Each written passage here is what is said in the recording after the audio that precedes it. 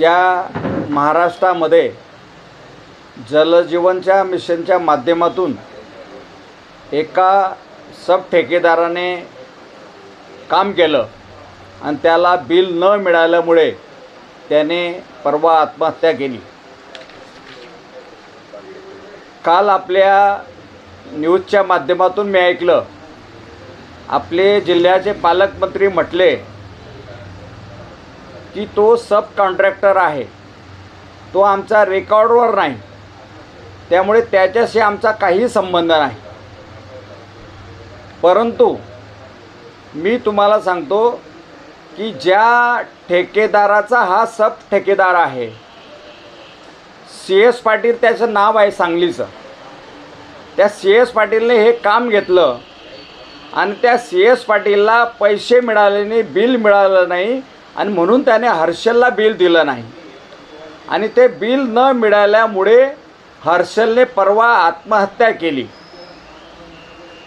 हे मी नाही सांगत, जो ठेकेदाराकडे सब ठेकेदार म्हणून काम केलं तो CS पाटील या ठिकाणी सांगतो की माझं बिल मिळालं नाही आणि म्हणून मी याला बिल दिलं नाही, अशा पद्धतीनं त्याने सांगितलेलं आहे।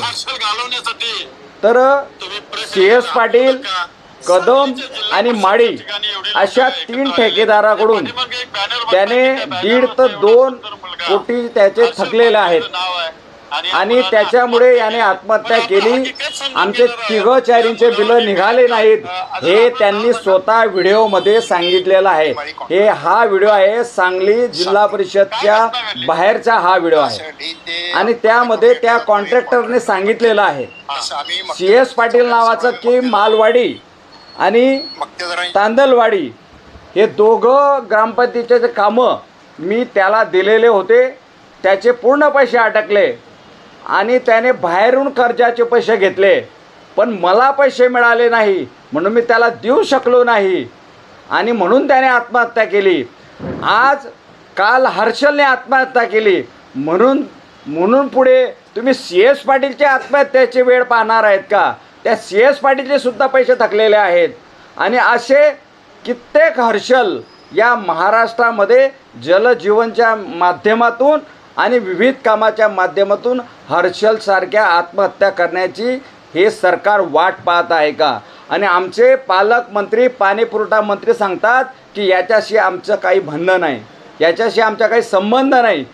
आत्तापर्यंत मी शेतकरी आत्महत्या करतात कर्जापायी हे ऐकलेलं होतं, पण आता ठेकेदार कर्जापायी आत्महत्या करतायत हे पहिल्यांदा मी ऐकतोय। आणि हा प्रश्न विधानसभेमध्ये जयंत पाटील असतील किंवा अन्य कोणी मंत्री असतील यांनी प्रश्न उचललेला होता, तरीसुद्धा हे सरकार आणि संबंधित मंत्री हे जागे झाले नाहीत।